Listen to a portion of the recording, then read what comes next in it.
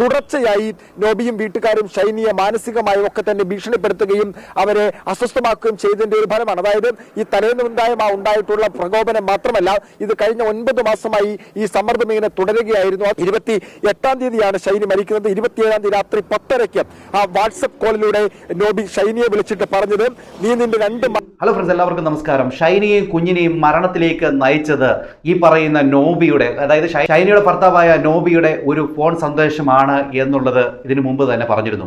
അതായത് ഷൈനിയെയും മക്കളെയും ഈ ഒരു ആത്മഹത്യയിലേക്ക് നയിക്കത്തക്കവണ്ണം അവൻ എന്തോ ഒന്ന് പറഞ്ഞിട്ടുണ്ട് എന്നുള്ള രീതിയിൽ ഇതിനു മുമ്പ് തന്നെ പോലീസ് സംശയം പറഞ്ഞിരുന്നു. അതുകൊണ്ട് തന്നെ ഇവരുടെ ഫോണുകൾ പോലീസ് പരിശോധനയ്ക്ക് അയച്ചിരുന്നു.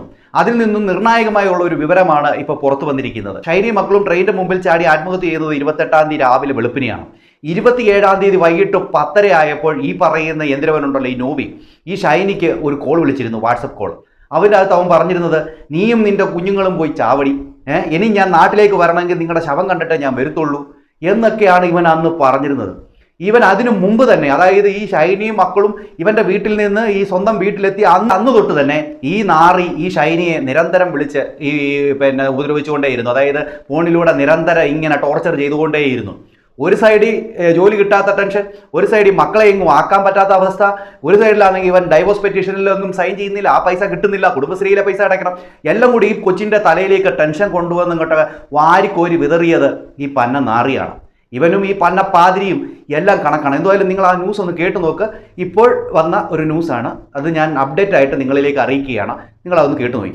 കോട്ടയത്ത് ട്രെയിനിന് മുന്നിൽ ചാടി ജീവനൊടുക്കിയ ഷൈനിയുടെയും മക്കളുടെയും മരണം, അതിലേക്ക് എത്തിച്ച കാര്യങ്ങൾ എന്തൊക്കെയാണ് എന്ന് സംബന്ധിച്ച് കഴിഞ്ഞ ദിവസങ്ങളിലൊക്കെ നമ്മൾ ഒരുപാട് കാര്യങ്ങൾ പറഞ്ഞതാണ്. ഭർത്താവ് നോബിയുടെ ഇതിലെ പങ്ക് സംബന്ധിച്ചുള്ള കൂടുതൽ വിവരങ്ങൾ അതിപ്പോൾ പുറത്തു വരികയാണ്. നോബിയുടെ തൊടുപുഴയിലെ വീട്ടിൽ ഗാർഹിക പീഡനമടക്കം അനുഭവിച്ചിരുന്നു. ഇക്കഴിഞ്ഞ ജൂൺ 9-ാം തീയതി 2024 ജൂൺ 9-ാം തീയതിയാണ് അവിടെ ശാരീരിക മാനസിക പീഡനങ്ങളൊക്കെ അനുഭവിച്ചതിനെ തുടർന്ന് സ്വന്തം വീട്ടിലേക്ക് ഷൈനി പോരുന്നത്. ഈ അവിടെ നിന്ന് ഇറങ്ങി സ്വന്തം വീട്ടിലേക്ക് പോന്നതിന് ശേഷം തുടർച്ചയായി നോബിയും വീട്ടുകാരും ഷൈനിയെ മാനസികമായും ഒക്കെ തന്നെ ഭീഷണിപ്പെടുത്തുകയും അവരെ അസ്വസ്ഥമാക്കുകയും ചെയ്തതിന്റെ ഒരു ഫലമാണ്. അതായത് ഈ തലേന്നുണ്ടായ ഉണ്ടായിട്ടുള്ള പ്രകോപനം മാത്രമല്ല, ഇത് കഴിഞ്ഞ 9 മാസമായി ഈ സമ്മർദ്ദം ഇങ്ങനെ തുടരുകയായിരുന്നു. 28-ാം തീയതിയാണ് ഷൈനി മരിക്കുന്നത്. 27-ാം തീയതി രാത്രി 10:30 ആ വാട്സപ്പ് കോളിലൂടെ നോബി ഷൈനിയെ വിളിച്ചിട്ട് പറഞ്ഞത്, നീ നിന്റെ 2 മക്കളെയും വെച്ചുകൊണ്ട് അവിടെ തന്നെ ഇരുന്നോടി, ഇനി ഞാൻ നാട്ടിലേക്ക് വരണമെങ്കിൽ നീയും നിന്റെ മക്കളും ചത്താലേ വരുള്ളൂ, എന്നെ ദ്രോഹിക്കാതെ നിനക്കും മക്കൾക്കും പോയി ചത്തുകൂടെ. ഈ 3 വാചകങ്ങളാണ് പ്രധാനമായും ഏറ്റവും ഒടുവിലായി ഇത്രയിൽ ഏറ്റവും പ്രൊവോക്കേഷൻ ഉണ്ടായിട്ടുള്ള 3 കാര്യങ്ങൾ. ഇത് തന്നെയാണ് പോലീസ് ഇപ്പോൾ പ്രധാനമായും കോടതിയിൽ പറഞ്ഞിട്ടുള്ളത്. ഇവിടെ ഇവ 3 കാര്യങ്ങളാണ് പറഞ്ഞിരിക്കുന്നത്. നീയും നിന്റെ പിള്ളേരും കൂടി ചാവടി, ഞാൻ ഇനി നാട്ടിലേക്ക് വരണമെങ്കിൽ നിങ്ങൾ ചത്തട്ടെ ഞാൻ വരുത്തുള്ളൂ എന്നുള്ള രീതിയിലൊക്കെ ഇവൻ പറഞ്ഞിരുന്നു. അത് മാത്രവുമല്ല, ഈ പറയുന്ന നോബിയുടെ കുടുംബം ഉണ്ടല്ലോ, അമ്മ, ഈ ശർക്കരത്തള്ളയും, ഈ പറയുന്ന കണ്ണീരൊലിപ്പിച്ച തന്തയും, ഈ ബോബിയും, ഈ പാന്നപ്പാതിരിയും എല്ലാം കൂടെ ചേർന്ന് ഈ പെങ്കൊച്ചിനെ നല്ല രീതിയിൽ തന്നെ ടോർച്ചർ ചെയ്തിട്ടുണ്ടായിരുന്നു. അതിൻ്റെയൊക്കെ പരിണിത ഫലമാണ് ഈ പെങ്കൊച്ച് പോയി അതുങ്ങളുടെ 2 പിഞ്ചു കുഞ്ഞുങ്ങളെയും കൊണ്ടുപോയി ഈ ആത്മഹത്യ ചെയ്തത്. എന്തുവായാലും അതിൻ്റെ ഒരു നിർണായകമായ ഉള്ളൊരു തെളിവ് ഈ ഫോണിൽ നിന്ന് പോലീസിന് കിട്ടി. അത് കോടതിയിൽ ഹാജരാക്കിയിട്ടുണ്ട്. എന്തുവായാലും പന്ന നോബി, എടാ പരമനാറി, നിന്നെ എന്താ ഞാൻ പറയേണ്ടത്? നീ അത് കഴിഞ്ഞ് നിൻ്റെ അടുത്തു നിന്ന് ആ പെങ്കൊച്ച് ഒഴിഞ്ഞ് വന്നതല്ലേ ഇവിടെ, അതിനെ അങ്ങ് വിട്ടാൽ പോരായിരുന്നു അതിൻ്റെ പാട്ടിന്. അതുപോലും ചെയ്യാതെ നീ നിരന്തരം അതിനെ ഫോൺ വിളിച്ചിട്ട് നീ ഞാൻ വരണമെങ്കിൽ ഇങ്ങനെയൊക്കെ സംഭവിക്കണം, നീയും പിള്ളേരും മരിച്ചെങ്കിൽ മാത്രമേ ഞാൻ വരത്തുള്ളൂ. നിൻ്റെ ആഗ്രഹം സാധിച്ചല്ലോടാ, നിൻ്റെ ആഗ്രഹം സാധിച്ചില്ലടാ. നീ അത് കാരണം നീ ഇപ്പോൾ വീട്ടിൽ വന്നില്ലയോ? ഇനി നീ എങ്ങനെ തിരിച്ചു പോകൂടാ? ഇല്ലേ, നീ ഇനി എങ്ങനെ തിരിച്ചു പോവും? നീ എങ്ങനെ തിരിച്ചു പോകൂടാ? നിന്നെ ഇറക്കാൻ വേണ്ടി നിൻ്റെ ചേട്ടൻ കള്ളപ്പാതിരിയൊക്കെ ശ്രമിക്കുമായിരിക്കും. അതിനുവേണ്ടി ചിലപ്പോൾ പിരിവെടുത്തൊക്കെ നിന്നെ ഇറക്കുമായിരിക്കും. ഞാൻ പറഞ്ഞില്ലേ, ഷൈനിയുടെ ഫോട്ടോയും വെച്ച് മറ്റേ ചാരിറ്റിയൊക്കെ നടത്തി ആ പൈസയൊക്കെ എടുത്ത് നിന്നെ ഇറക്കാനായിട്ട് ഉപയോഗിക്കുമായിരിക്കും. എന്തൊക്കെയാണെങ്കിലും എൻ്റെ പന്ന നോബി, നിനക്ക് കിട്ടണം, നല്ല ശിക്ഷ കിട്ടണം. നീ ആ പെങ്കൊച്ചിനെ വെറുതെ വിട്ടിരുന്നെങ്കിൽ ഈ ഒരു കുഴപ്പമൊന്നുമില്ലായിരുന്നു. നീയും നിൻ്റെ വീട്ടുകാരും കൂടി ആ പെങ്കൊച്ചിന് നല്ല രീതിയിൽ തന്നെ ടോർച്ചർ പിന്നെയും കൊടുത്തുകൊണ്ടേയിരുന്നു. അത് ജോലിക്ക് പോകുമ്പോൾ അതിനെവിടെ മുടക്കും, ഒരു തരത്തിലും അതിനെ ജീവിക്കാൻ സമ്മതിക്കത്തില്ല എന്ന് ചട്ടം കെട്ടി ഇറങ്ങിയ കൂട്ടരല്ലോടാ നീയൊക്കെ, അല്ലേ? അതിൻ്റെ ഫലമല്ലയോ ഈ ഇങ്ങനെ സംഭവിച്ചത്. എന്നിട്ട് നീ വാട്സപ്പിൽ കൂടെ കോൾ വിളിച്ച് അതിനെ ടോർച്ചർ, അതിന് മെസ്സേജ് അയച്ച്, എന്നിട്ട് നീ ഡിലീറ്റ് ചെയ്യുന്നു. നീ എന്ത് വിചാരിച്ചാൽ നീ ഡിലീറ്റ് ചെയ്ത് കഴിഞ്ഞാൽ പോലീസിനൊന്നും കിട്ടത്തില്ലെന്നോ? പന്ന നാറി, നീ ആള് കൊള്ളാവലോടാ.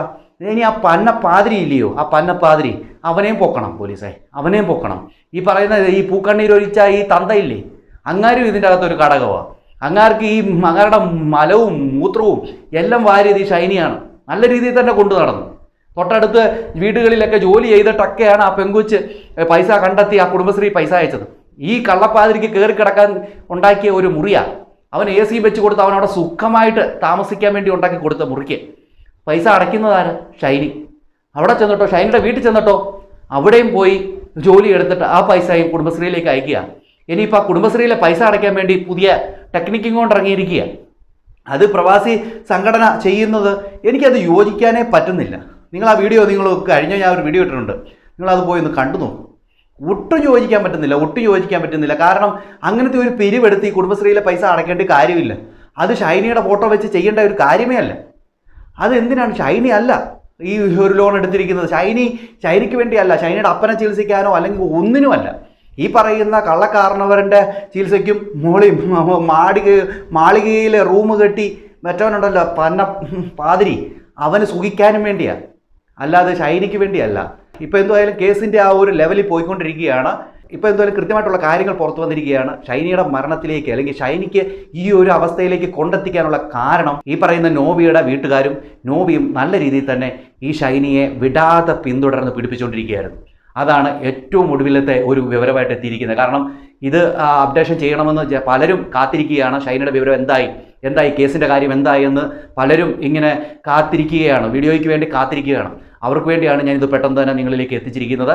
എന്താണ് പ്രേക്ഷകരെ നിങ്ങൾക്ക് തോന്നുന്നത്? നിങ്ങളെല്ലാവരും കമൻറ്റ് ചെയ്യാൻ മറക്കരുത്. ജസ്റ്റിസ് ഫോർ ഷൈനി എന്നുള്ള ഹാഷ്ടാഗ് മാക്സിമം ഉപയോഗിക്കുക. ഈ വീഡിയോ മാക്സിമം എല്ലാവരിലേക്കും ഷെയർ ചെയ്യുക എന്നാണ് എനിക്ക് പറയാനുള്ളത്. അടുത്തൊരു വീഡിയോ കാണുന്നവരിക്കും എല്ലാവർക്കും